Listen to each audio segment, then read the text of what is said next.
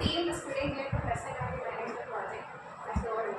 So on the first day we heard about this topic, like we have to present about managing metrics and managers. The first thing I decided was that we will definitely take a company which we Indians can relate to. And then we further went to and thought like, how about comparing two contrasting management techniques? How about comparing two companies which have contrasting views, viewpoints, goals and achievements? One having a legacy of 150 years, the other which is quite small, just 50 years. So how about doing that? So thus we started comparing on two main companies of our own country, and these are amazing stories which are built on trust. So to discuss about the first case study of the company Tata, I invite Uttar.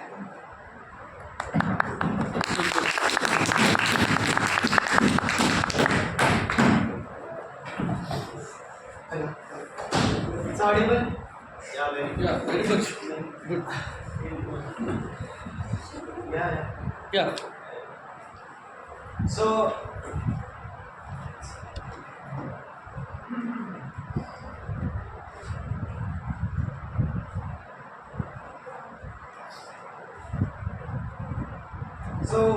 starting with, if we take any aspect of our life, we'll find a Tata company there. They make cars, trucks, and many other automobile things for the country and serve us. Tata Motors. If you might travel with flight, they also own an airline. Both of you take a chair and then sit here. Air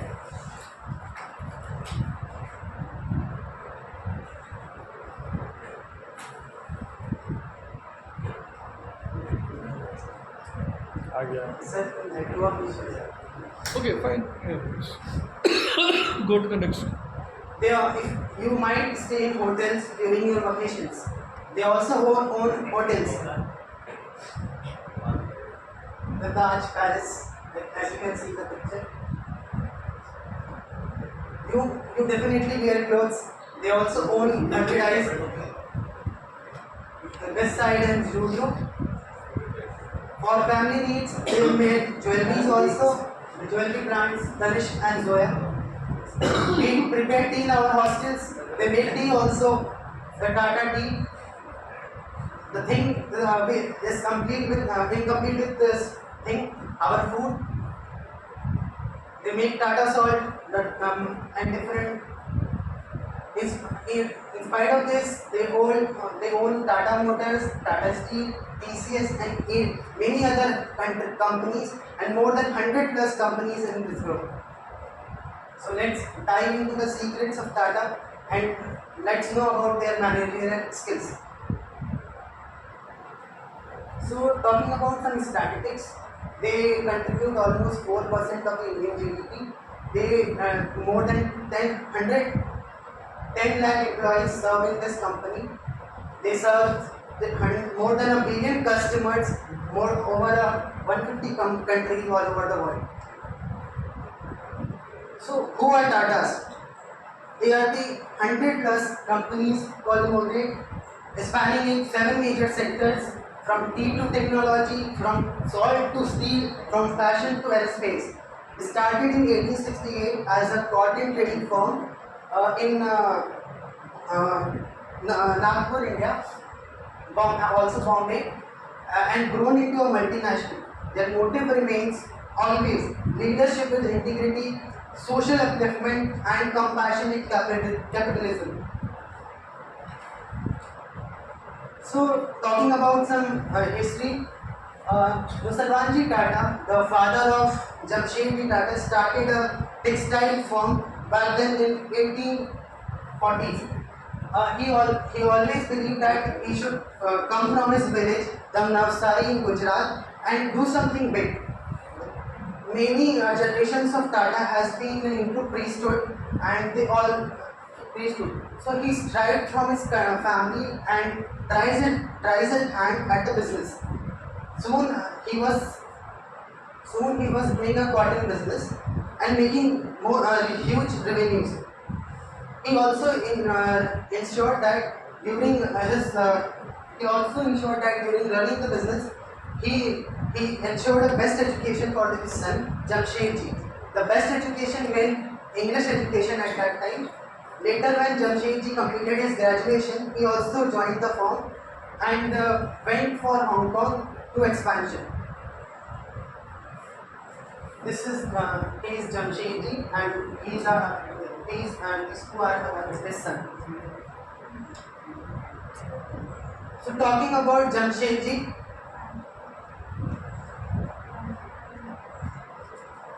he was born in Navsari, Gujarat, and he was the only son of Mr. Vanji.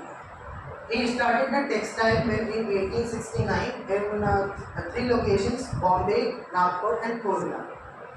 He also inspired the vision for steel and power industries in India, and also laid a strong foundation for it. After completing his graduate studies, he went to Japan, China, Europe, and United States for expansion. During the trade of cotton, he realized that not only trading in cotton is important, we should also manufacture them. So he started setting up mills in the 3 locations: Nagpur, Bombay, and Kerala. Talking about the opportunities he had, in 1861, the American Civil War started. This it is important because England used to import cotton from America, but due to the Civil War, this supply got discontinued, and the Britain was forced to import cotton from India. This served an opportunity for him, and he doubled the prices and sell to them. On a trip to Manchester, the then cotton trade center of world, he was in search of new machineries and tools for his textile mill, and he attended a lecture there given by Thomas Carlyle, who was the then can be called as a motivation speaker. He explained the importance of steel independence in the coming future for the industrialization there, and there he got the idea of setting up the steel plant. This is one of the picture of American Civil War. Talking about the challenges he faced during his term for the cotton mill, he found that the workers working in this mill were quite lazy and were not coming. There was not a single day when the attendance was full. Also, after 4 years, when American Civil War ended, the cotton supply from America restored, and this also had an adverse effect on the Tata's trade. The setup of the steel plant was a gigantic task. The mandate for the trouble was the British rule, which did not provide any support to the Tatas, and also there was a big rock, the selection of location and the availability of raw materials. So how does he manage it? To manage the problem of workers, in spite of being harsh on them and making them resign from the mill, he introduced several measures, like first in the world, only 8 hours per day work, leave without pay. These are the first benefits being given by any industries in the world. The leave without pay. He made provident funds and insurance benefit for them. If any workers get injured in the factory, he will cover the cost. He also celebrated sports days, family days, and also many other events to stall a feeling of community in between them. Talking about the cotton trade between Britain, when the American Civil War ended, the supply got restored from America, and this eventually had a bad impact on the trade of Tatas. But the dedication of Jamshedji and his passion survived his business for a coming future. The setup of steel plant tested his last breath, and he also he faced every circumstances. he can, and in spite of this, he made a strong foundation for it. It was said that it took more than 25 years just to get a specific location for the setup of steel plant that he can get a raw material easily the raw materials, labor and other factors for production. And he also built the Taj Mahal Palace, the then luxury hotel, first luxury hotel in India, which can welcome people irrespective of their race. This is remember in the 1900s, the working condition in other part of the world was very miserable. Workers used to work 15 to 16 hours a day and had very low wages and also was living a miserable life.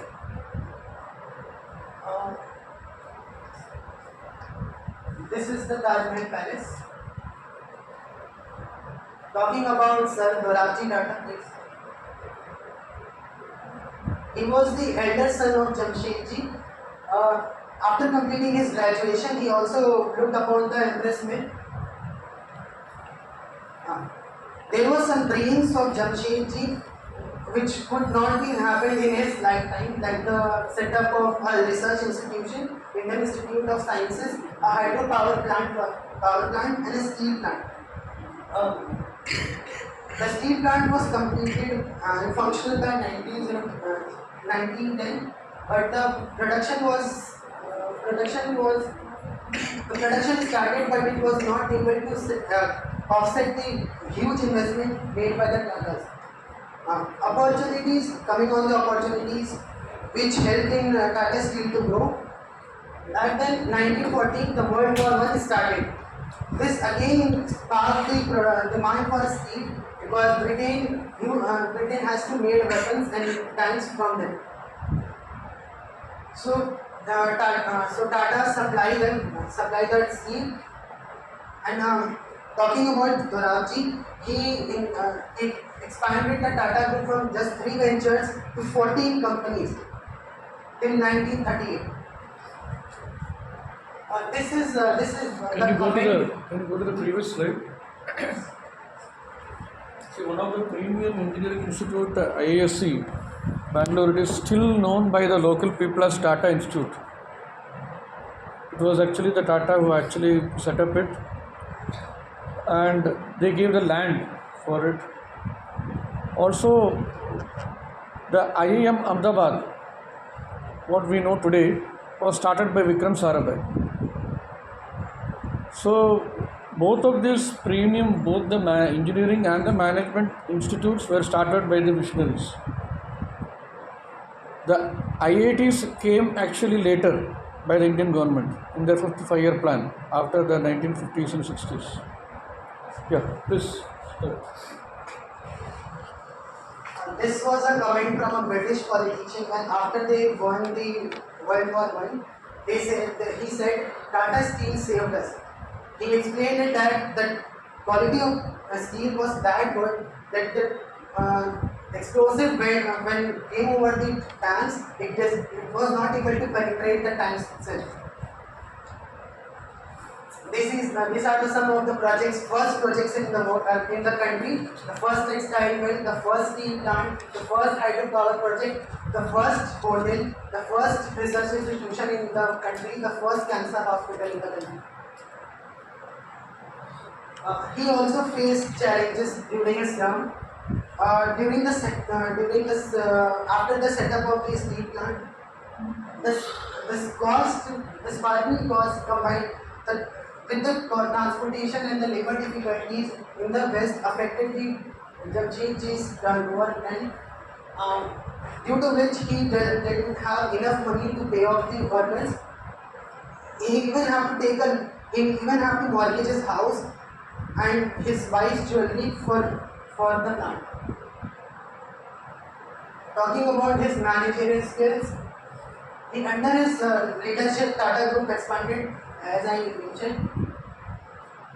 He also had a love for sports, and he, in his youth days, also was very engaged in the sports activities. So in coming years, he also supported the Indian Olympic Association and other sports associations in the country. He also set up the trust and transferred all its wealth to the trust. This was a letter from Jamshedji to Sir Dorabji for the setup of the steel plant. You can read this. This clearly specifies the guidelines before he set up the steel plant there. He wanted the employees to live a very good life there and enjoy it. Talking about the son of Jamshedji, he was most of the time philanthropist for his life and supported ordinary people best struggle. He was also supporting the Indian freedom struggle led by Gopal Krishna Gokhale back then and by annually paying 10,000 rupees. He also, when the Indus Valley Civilization excavation was being happened in the British era, the project was being stopped due to insufficient funds, but he donated this fund for the project. To being now talking about the J.R.D. Tata. He was born in Paris and he was in a distant relation to the Tata family. He also pioneered the civil aviation in the country back then in 1932. He was the first person to have a flight pilot that from the country in that time. In the 52 years of his leadership, the Tata Group grown from just 48 companies to 95 companies till 1991. Some of the best companies are the Tata Chemicals, Tata Motors, Tata Consultancy Services, Tata Tea, Tata Industries.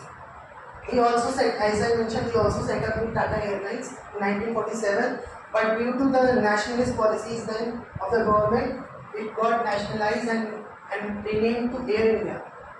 This was not a good decision for the Tatas, but the airline was being owned by government. J.R.D. Tata is still was chairing the airline. He also started the Tata Engineering and Locomotive Company to manufacture locomotive engines, and later it was renamed to Tata Motors, and also got diversified its portfolio in passenger vehicles, trucks, and commodity vehicles. He also started Tata Consultancy Services, which back then was providing electronic data processing services. TCS is the second largest employer in the country after Indian Railways. He also set up the first cancer treatment plant.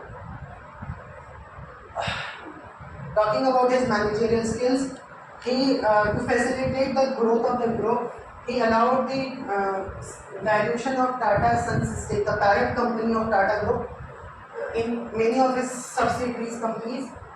It was a good decision back then because in 1969 the government passed the Monopolies, Restrictive and Trade Practices Act to restrict the powers of the giant business groups. In 1980s, when the restrictions were eased out, the J.R.D. Tata didn't feel the need to reinstitutionalize the group. This led to emergence of new leaders from the Tata Group. He also, to procure the best managers and engineers for the group, he introduced the Tata Administrative Services and Tata Administrative Services.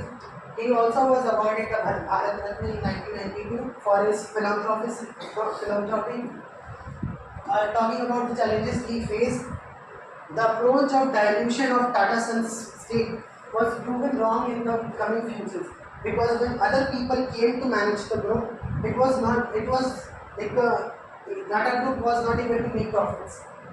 For example, the electronics arm of Nelco used to manufacture radios, but by 1971 the market share was fallen to 2% where it was 20%. In Tata Steel encountered efficiency challenges and incurred high production costs due to utilizing outdated machinery and tools in the production. Tata Motors also faced difficulty in expanding its revenue because due to the limited portfolio. A fun fact: the Tata owns the 30% of the world's internet. I call for Ratan Tata. I call my friend Balakrishna.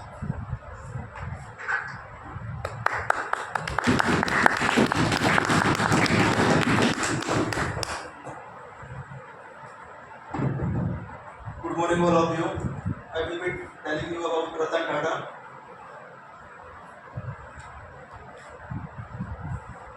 Ratan Tata, he was born in Mumbai on December 28, 1937, and his father was Naval and Sonu Tata. Since he has a brother Jimmy and a step brother Noel Tata, and his childhood was very disturbed because after 10 years, his parents got separated. And both brothers, Jimmy and Ratan Tata, was brought up by his grandmother Nawaz Bai. His early schooling was done in Mumbai at Campion School and John Cannon School, and he completed his Bachelor of Architecture degree from Cornell University. And he done a management program from Harvard Business School in 1975.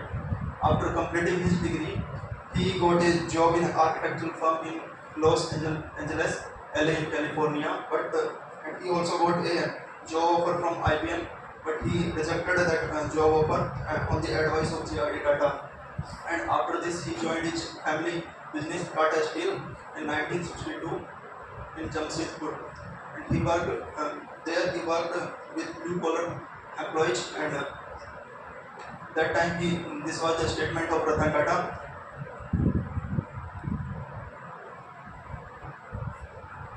Basically, his work was on the apprentice of shop floor, and his responsibility included the solving limestone and working with the furnaces. After gaining experience, he was promoted to the management during 1970s. In 1971, Ratan Tata was appointed as the director in charge of NALCO, and because that time company was facing very financial crisis, and NALCO was primarily manufacturing that time radio communication equipment, but and it was also facing strict competition from foreign companies, and was struggling to stay afloat. When Ratan Tata took over NALCO, it had a 2% market share in the consumer electronics market and loss margin around 40%. So to turn around company, Ratan Tata implemented several studies.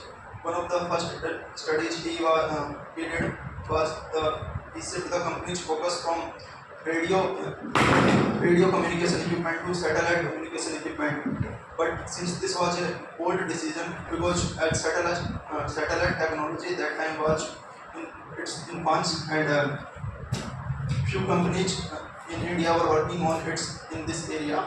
However, Mr. Ratan Tata recognized the potential of satellite technology and believed that it could be a game changer for NALCO.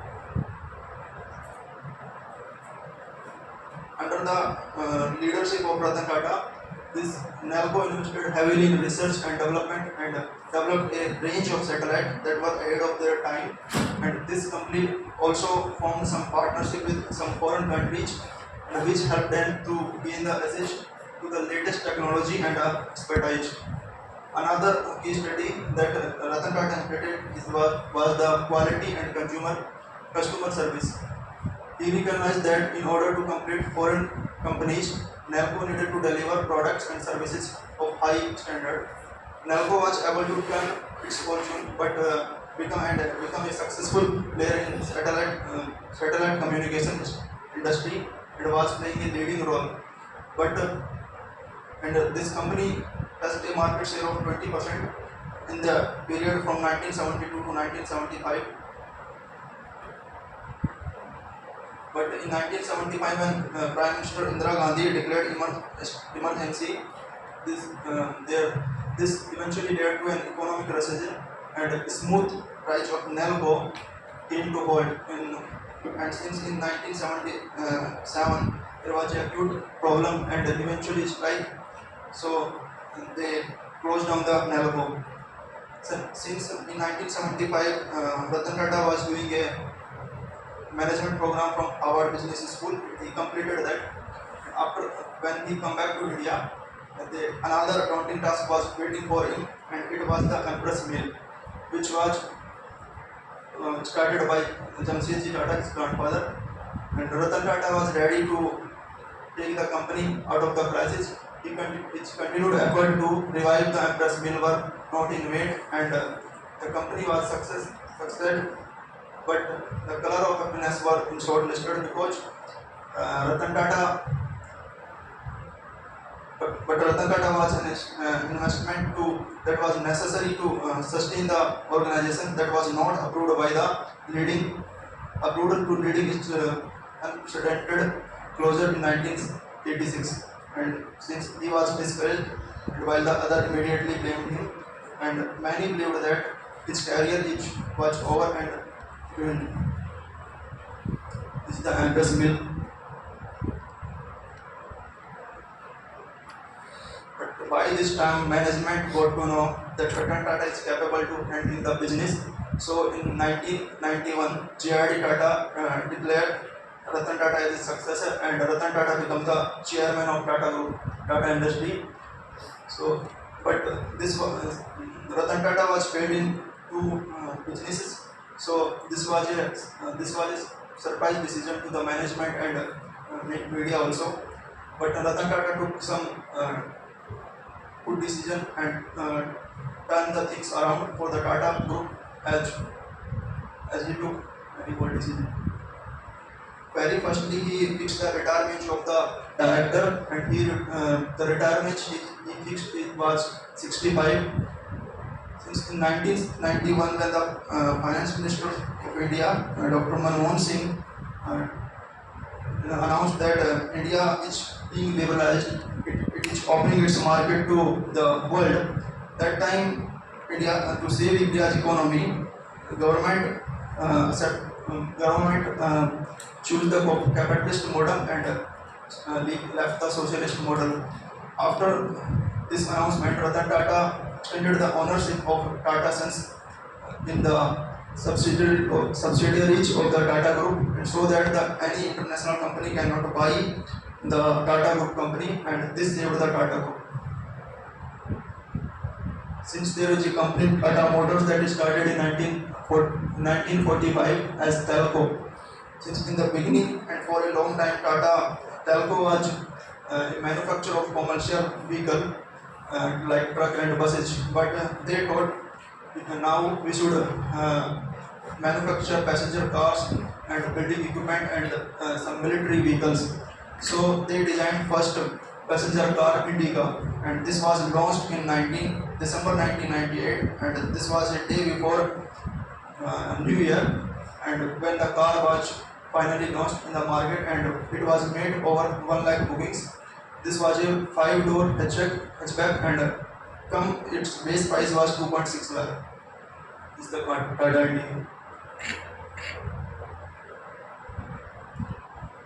The engine of Tata Indica was manufactured in India also, and its body was styled by the Italian design team IDEA Institute, and this is how they made the first ingenious car.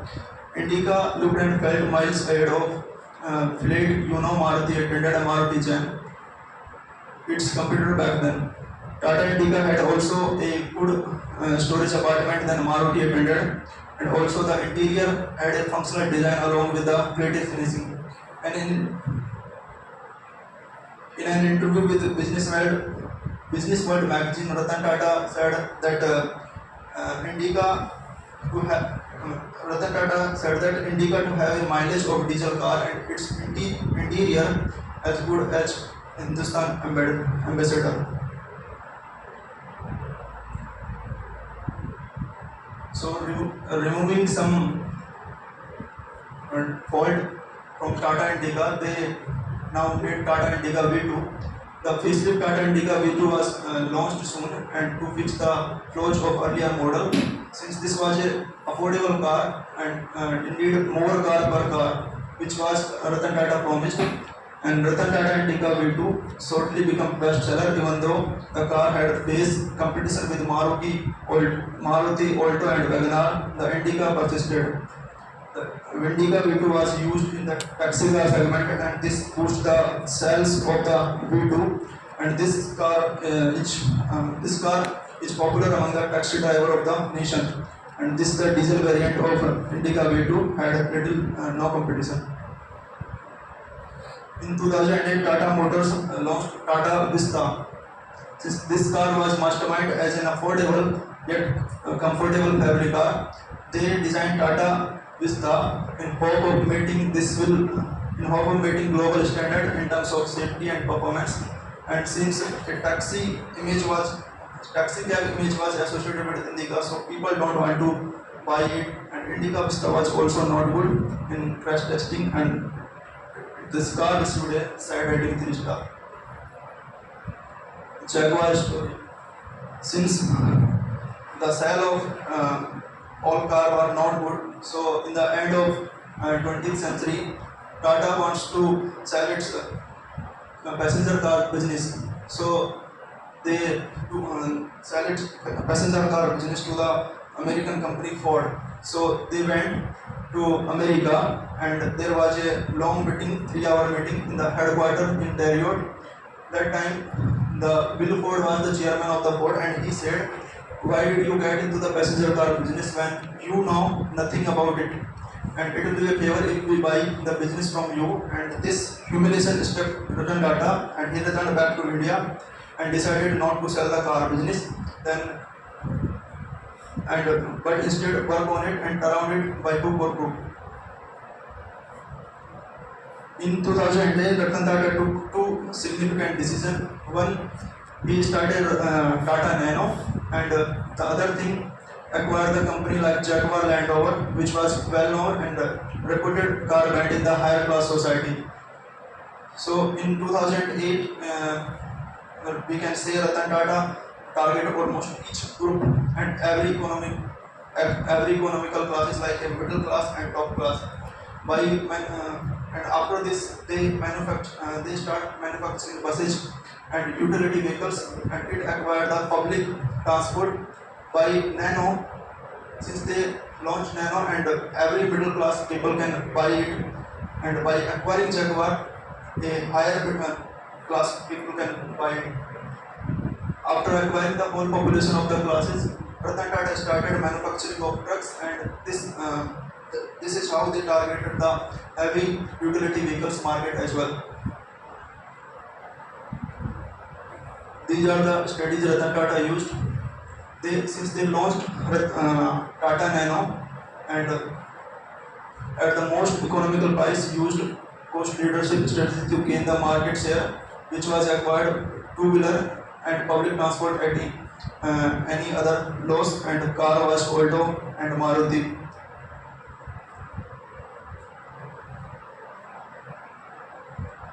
Focus differential strategy.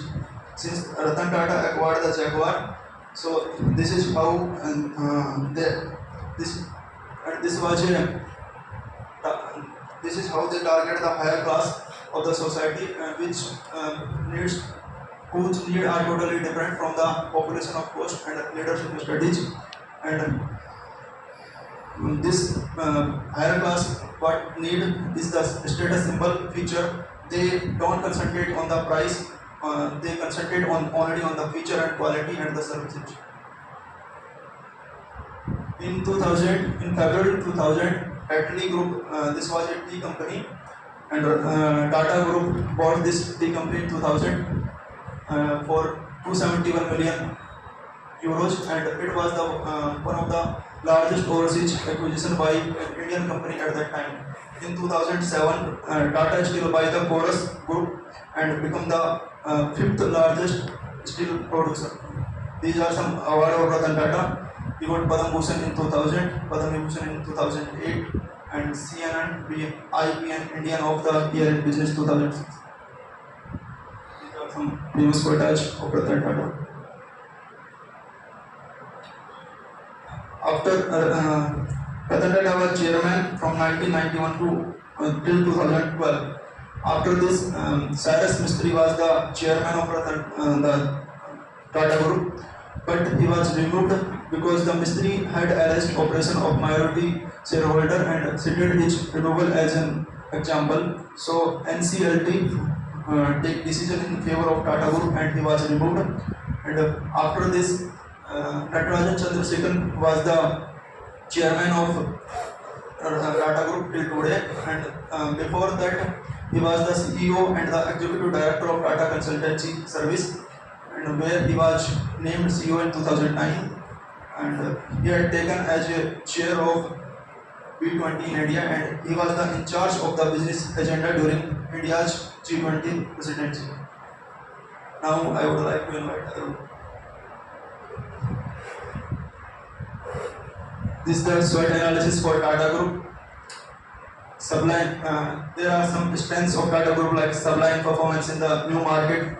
Tata Group has the ability to make the new market and making them strong distribution network. Since there are many companies in Tata, so its distribution is very strong. Strong dealer community and reliable supplies. There are some weaknesses also: organization structure, demand forecasting and financial planning, like opportunity further development, expensive transportation cost. Since like India and there are some other countries which are developing countries, so they can develop their business more in India and other countries.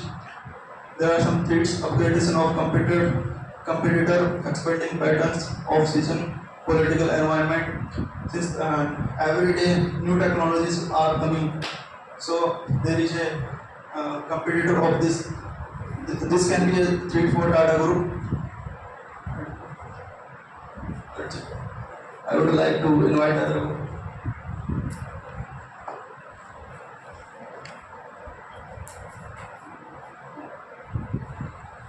Oh, I'm audible.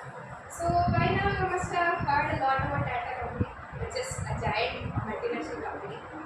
Now we would like to introduce you to another company, which I don't think many of you will know, of course, but most of you can relate with it, of course. So this is a company which built on the trust of clients and customers.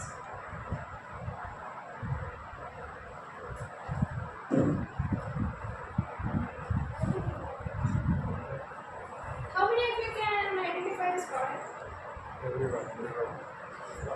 Everyone. Of course, you can find this is the stabilizer. From this single product, they grew into a company producing these many variety of products. They provided full electrical appliances, kitchen appliances, amusement parks. At least some of you might have gone to Wonderla for sure. Then construction companies. So from single product to these months, from how many years? Near 50 years. Tata took 150 years. We only have 50 years. So that legendary company is Viga. This was their first emblem. And the tagline itself wasn't more. The name you can trust. From this single company of electrical appliances, they grew into 5 major private limiteds. They are Viga, of course, for electrical, Viga Land for construction, Wonderla for amusement parks and resorts, and we start a clothing apparel store. So how did they grow? Who was the man behind this to grow this within 50 years? That is an average working year of a man. So how did they build this? So discuss about history, timeline, facts and figures. I welcome Prabhu.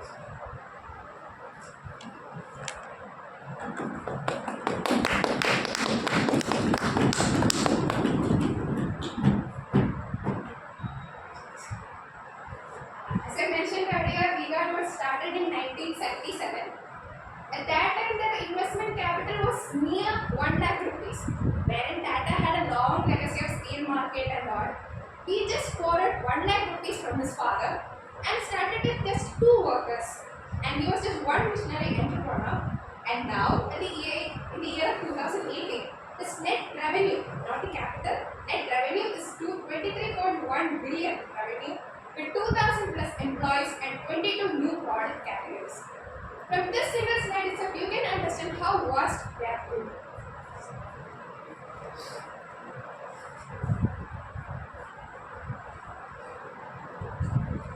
So good morning everyone. Today I am going to tell about V-Guard Industries and the man behind that industry, the man whose name is Mr. Kocham Chitral. So he established this V-Guard industry in the year 1977 and now in 2023, within 50 years it developed a law. It's like it is growing exponentially. So, am I audible? Very low.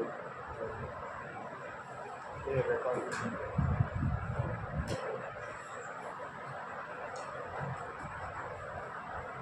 Hello.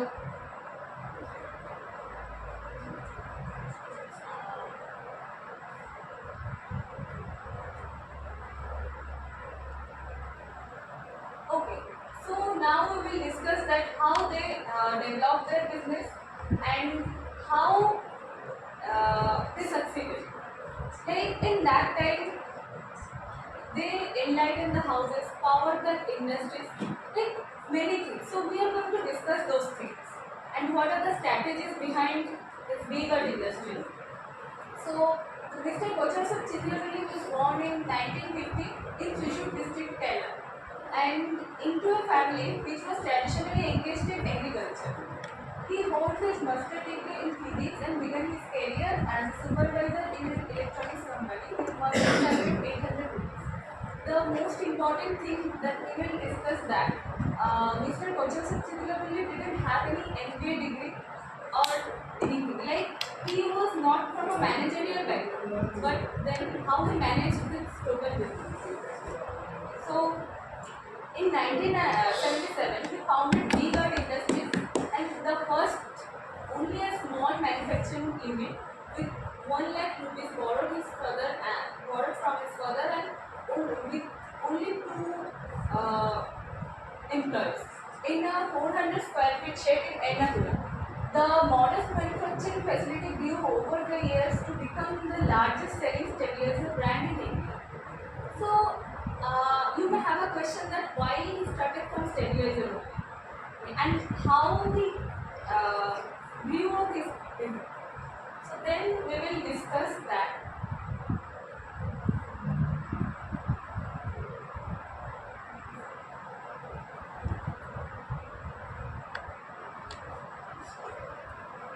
Around 1977, at that time, Kerala was facing a very much modest taxation issue in different parts of Kerala, not only Kerala, the southern states of India. So, this time, this voltage stabilizer was needed very much. And Kochasab Chitlapalli understood people's need and also the market demand as well. So, he got stabilizers in market leadership in a very short span of time, competing with many low quality stabilizers available in the market. By the year 1983, he started the different branches in other districts of Kerala. So that time, their stabilizers were, the quality of those stabilizers were good. So people started to buy those. By this way, they expanded their business over the different districts of Kerala. After that, then they expanded their business to the other states of India, South India. So by this way they expanded their business. But after a point of time, Chitlapalli realized that if this issue, this voltage fluctuation issue gets resolved, then what will happen with his business? Like his stabilizers business, market will get down. So then he realized the diversification of his business. So we will see how this happens.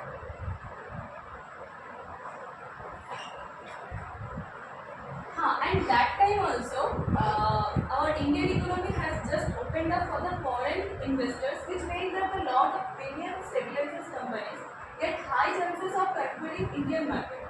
So then he realized that diversification of products are needed.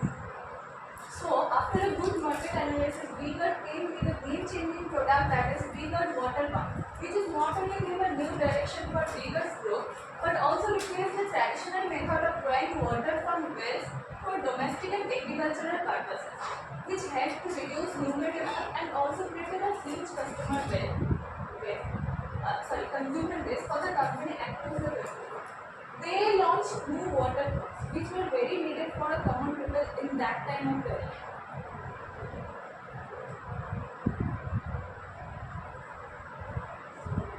You can see the water pumps.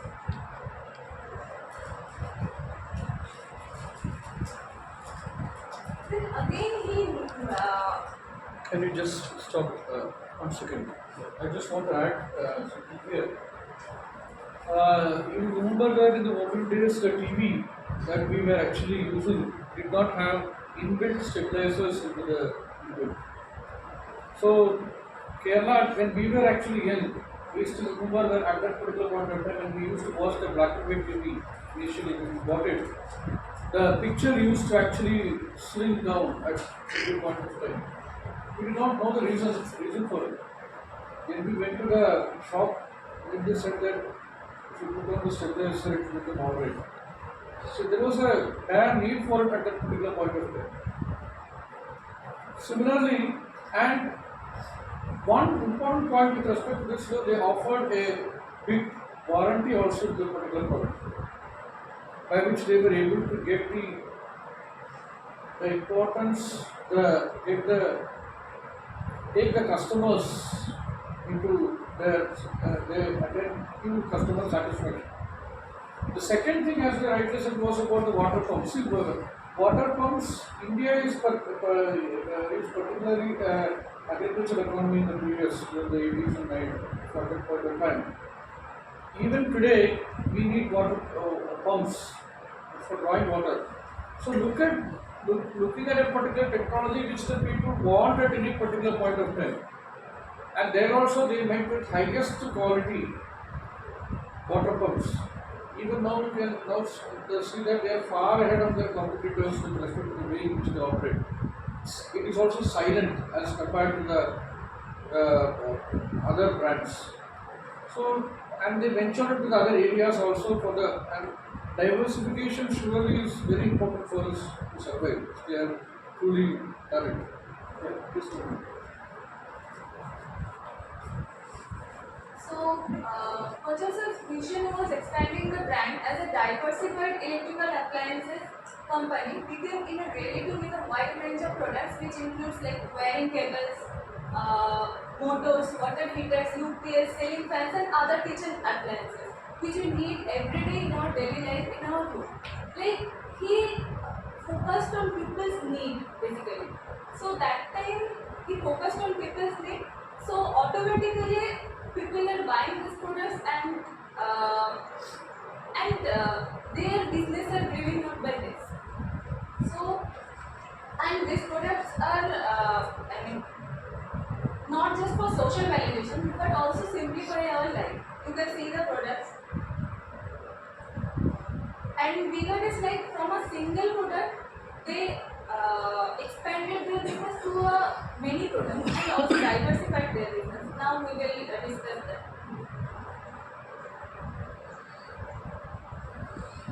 So, Vegan Group has always been ahead of its time, and this is pretty much evident from that fact that they introduced solar water heaters in the year 2003. When consumption regarding solar energy is comparatively less. When the other side of India, the conservation of solar energy concept was not that much there. In that time only they launched solar water heaters. And the major reason behind that bigger success lies on its sales service. They were able to offer 5 years guarantee on their products. Where the other companies in the market, they used to provide only 1 year guarantee. And Vegan is providing 5-year guarantee to their products. So they are getting a good customer trust from this thing. So the people started to trust them and buying their products. So by that they are getting a good number of customers. This helped them to considerably increase their prices and at the same time establish a loyal customer base. And that's why their new tagline came by Vigor, the name you can trust. This is their first move.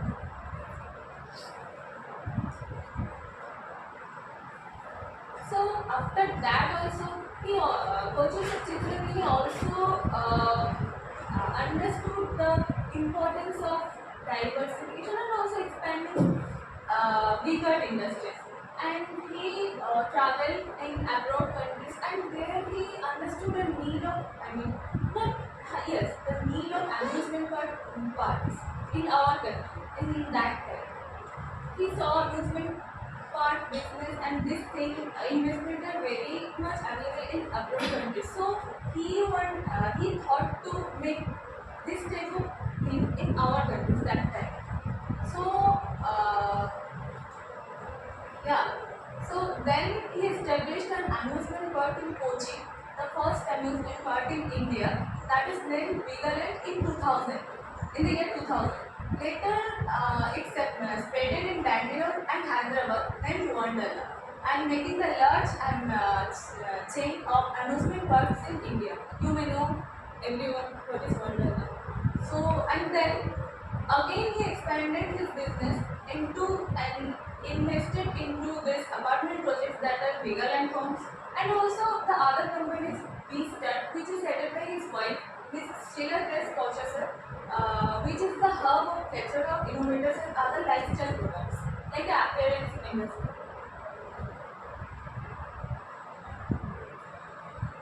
And later he established K. Chitravalli Foundation, which is a charitable foundation.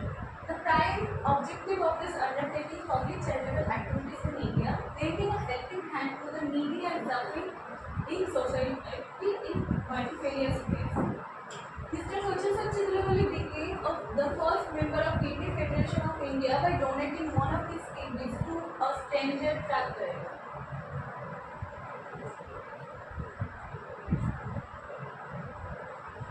So now we will discuss about the facts behind the bigger success.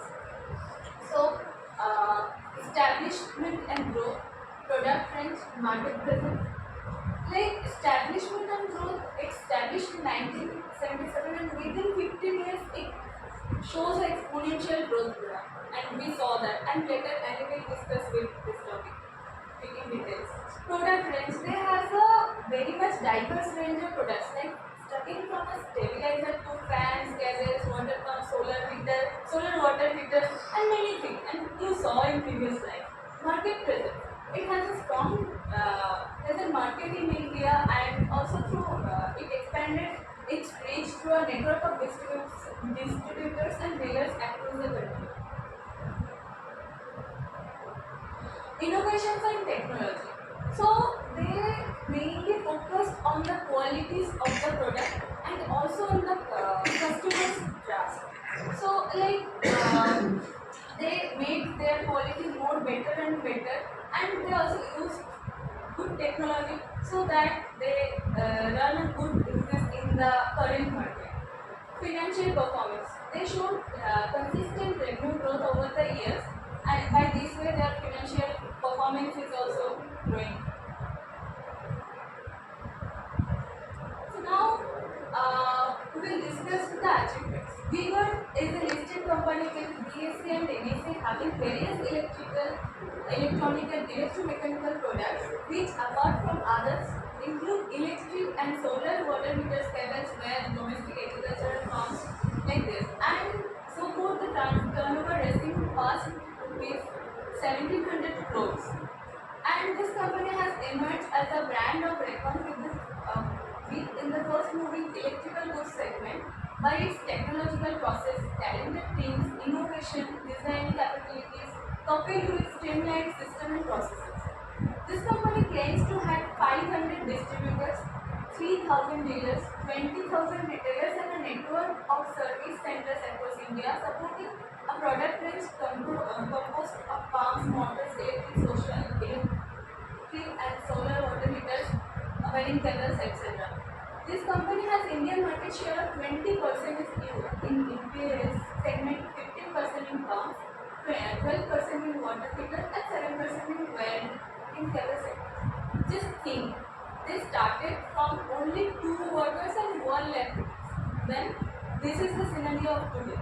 How they do it. So here is a graph where we discussed about the trigger detectives in DITDA, like earning before interest, taxes, debt income, and PBT, PAT. This thing, profit before tax process analytical technology analysis from the year 2009 to 2030. You can see their role in this graph. Their net sales graph from the year 2009 to 2030. This is the graph of their revenue. So in 2018 their revenue was around 20 billion, but in 2022 their revenue crossed above 30 billion. So by this way they are growing, and day by day they are growing, and we hope that in future also they will have a good.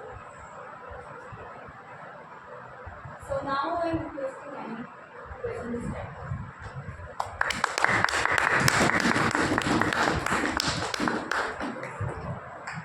So now you guys have come to know about how much they grew, where all they grew, how much they could develop.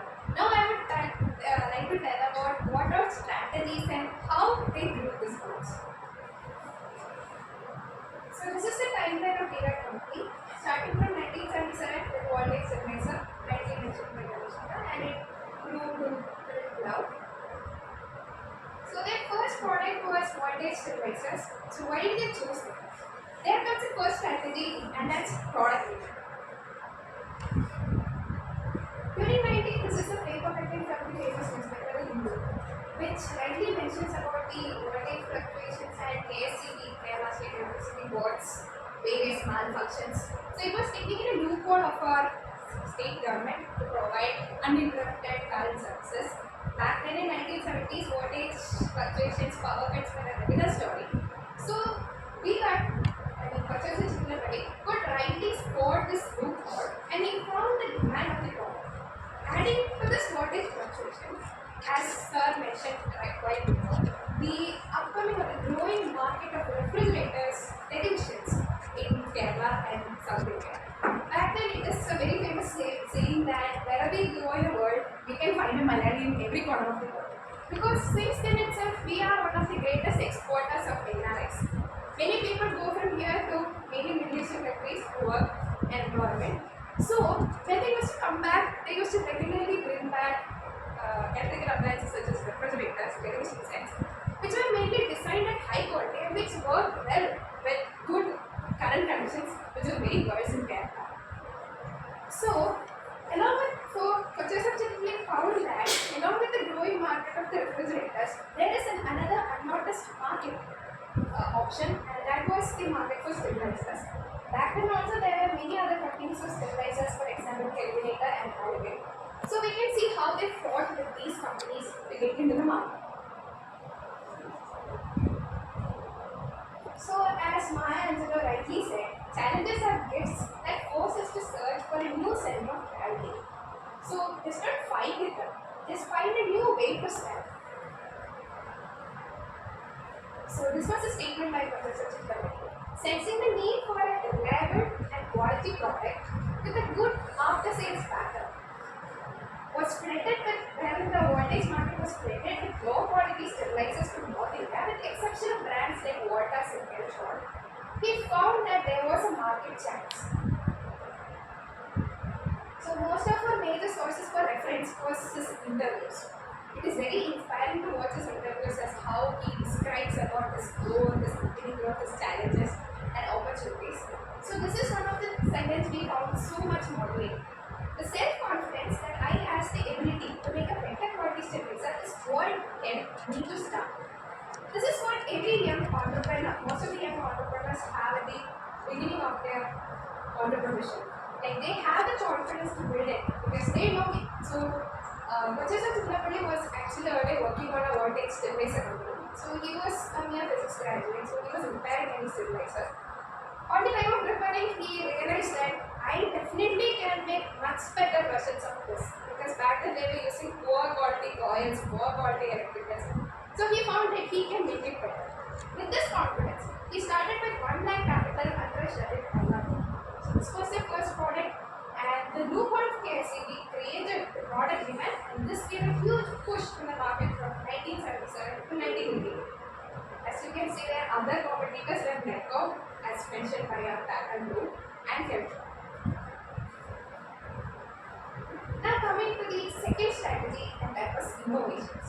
So as I rightly mentioned before, he found this product demand, but how to compete with the market? So his strategy was to do more innovations in the existing product. So what did he do to the Stemlex? This is the older version of Stemlexes of other companies. As you can see, it has a rugged appearance, made of steel, and which would look obviously better. We would want our homes to look better, so we would definitely choose this one. So with that, the technological advance he made was he introduced cut-off and time delay, which helped the customers for automatically it could automatically cut off and introduce time delay during voltage fluctuations, rather than this odd rectangular box which looked rugged and has a rusty appearance. So he made new cover shape, and it was brand new. And moving further, later on, during 2003, back at a time when we didn't even think about solar powers, like solar panels has been not so common, especially in Kerala, he introduced solar water heaters. So that back when itself he could forecast the change of renewable resources, how we can use them. And this is one of their recent water heaters with IoT features and Wi-Fi connectivity and all. So as time and technology proceeds, the company is also growing and investing more in the marketing. Coming to the third strategy, diversification, as rightly mentioned before. The diversification of the company mainly took place, V-Guard Industries, a private limited, they mainly took place in two levels, the product level and business level. At product level, right from one single product, they diversified into multiple electrical products, including fans, water pump, geysers, water heaters. If you guys have no V-Guard products at your home, you can actually find V-Guard product nearby. Last time when I went to Saika restaurant, they were having V-Guard ceiling fans, so you can notice that. And at business level, from V-Guard electricals, they grew into, as I mentioned before, construction company, amusement parks, electricals, and other restaurants. This is a short picture. And this is the geographic diversity. So most of you, because it is not so familiar in northern states, it's very evident in this graph that over the years, like they are slowly expanding to the northern parts of India. It's really slow growth. And this is the product diversification chart. And this is a table depicting the growth. This was the sales in crores. On 2008 to 9, out of these many products, they didn't have even UPS back then. They only had sales of 3.7 crore, and now they have 993 crores of sales. Next strategy was after sales services. This was one of the most attractive points for my parents even to buy V-Guard products. Back then, many products only had near 1 year guarantee because they themselves knew it will fail after 1 year. So they introduced this 5-year guarantee. So this was very attractive point for the middle class families because once they will buy it will last long, it has high quality and low in price. The fifth point strategy is lean manufacturing. You guys, we all have learned in the class about this lean manufacturing. It is merely a technique which was followed even by Frederick Taylor to Henry Ford. It is simple, the manufacturing method of reducing wastage. These are the main 8 types of wastages we have already discussed in the class syllabus. And how Kochesh Chillapalli knew about lean manufacturing was during the initial periods he went to Japan to have a training about management. That's how we came to know about reducing the transport, reducing wastage, and reducing inventory. So the sixth one is one of the most important strategies we have to take during the 2000s. That is outsourcing. So what is outsourcing? Many of us might already know and might have already done it. for example, during our project reports or assignments, we outsource our projects to our friends, right? They will complete and write it, we will compare it and sample it. So that is simply outsourcing in our terms. So this is the business practice of hiring a party outside the company to perform services or create goods that we traditionally perform in-house. So the first question is, why did they do outsourcing? In our case, it was lack of time and we make it more efficient. But for them, it was not lack of time. For them, this was the main issue. So back then in 2000s, like if you have seen the politics of Kerala, it is very evident that the Communist Party and trade unions fights and strikes are very common. So back then he faced a severe issue from labor unions and trade unions, which was supported by many political parties in order to bring down this company. So they didn't allow him to.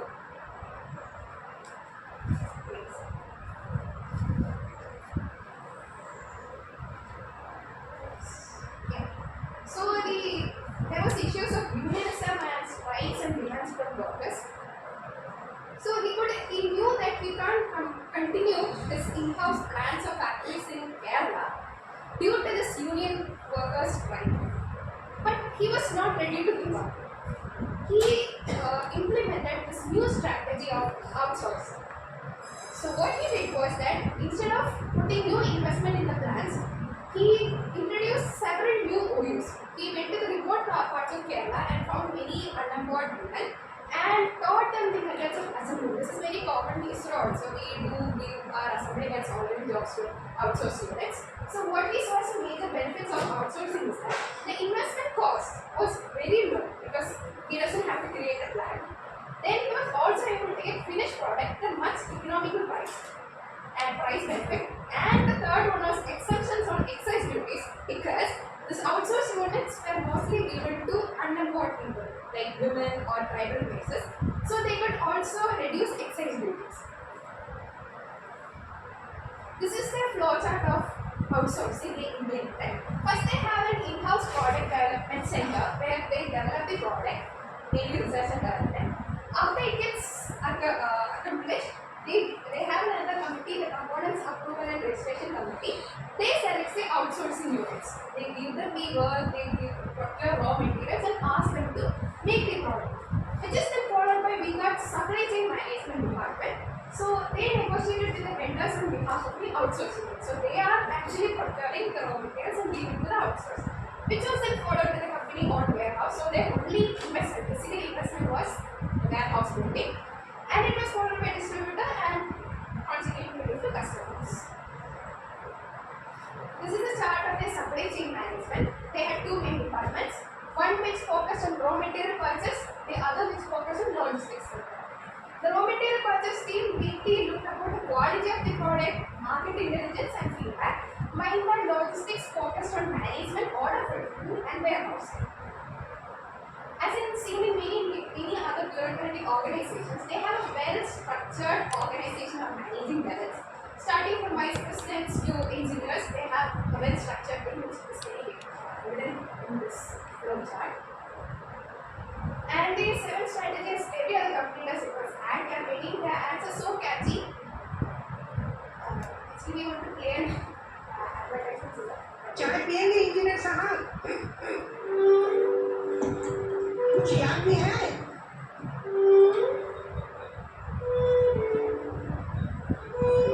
साल हो गए शादी को।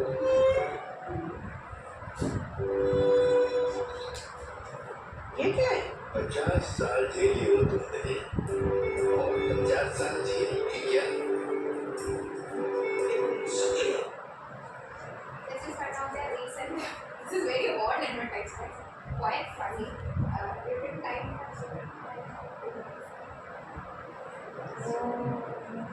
Seen some things. And the 8th strategy was staff ownership and mentoring. They gave special management programs to their staffs and ensured the quality of the workforce they had.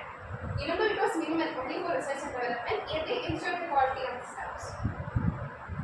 And in 9th, as many major MNCs does, their strategy is of startup acquisition. They knew that they can't grow, they are basically an electrical company, so they can't grow into other major markets. So one of their biggest acquisition of startup was DL batteries. So why they acquired is a very interesting part, because they could foresee the demand of batteries. As when the electric vehicle market is going to boom, the biggest demand will be for the batteries. So they rightly invested in the GL batteries, followed by Guts Electronics, because they don't have an electronic huge base, they are an electrical company, followed by Sunflame Enterprises. Certainly some of our homes will be having their stuffs and series. And to conclude with, I would like to say about the SWOT analysis of India Industries. As I started with the strengths, is the CSR activities. CSR activities are mainly corporate social responsibilities. These are the activities coming under CSR. And these are some new spendings discussing or putting tech to face. Chittapalli Foundation gave 25 crore to Life Mission. Life Mission is actually a Kerala state government program which gives home to homeless. And they also provide 90 crore to social causes. This is from Income Times. And this is from Delhi, Mahatma. So they have 100 over house to Aswad family during the flood times of Kerala. Now back to SWOT analysis. After their main strength CSR activities, followed by they can do further expansion, they diversified products, they have international markets in Europe, South Africa, etc. They have followed sustainability because most of their products are even purchased for renewable resources. They have good customer satisfaction as rightly mentioned in the after sales services. They had highly skilled workforce and genuine material supplies. The quality is the first thing they never compromise. Weakness, coming to weakness, they have high debt to ratio. So indeed this is a buying market, a very small company, so we can expect this to grow and reduce the debt ratio in coming years. Switchgear segment, they are one of the flaw product was switchgears. They couldn't withstand the competition of giants like Anchor, switches and all. Operational complexity. It is diverse markets starting from electrical to this amusement parks and construction. The complexity to control this has really increased for them. They have a globally small market share. Yes, we know customer more. Slowdown in global markets. Then what are their opportunities? They have huge new markets open to them. The new technologies also really challenging. They are already working on weak segment. As of now, they are trying to improve their debt ratio and moving into NBFCs, non-banking financial sector. And also they have a globally emerging market. And coming to the threats, they have high competition. Havells is one of the biggest competition for Mega as of now. They have local distributors and contractors. Mostly we can see the distributors being supported, but here the case is often reversed. Competitors, advanced technologies, like as I mentioned about the markets of Havells and US, they have heavy competition. They have huge dependence on Indian market. Most of their products are indigenously made, so it is highly volatile. The pressure of environment models. So with this we come to the climax of our project of discussing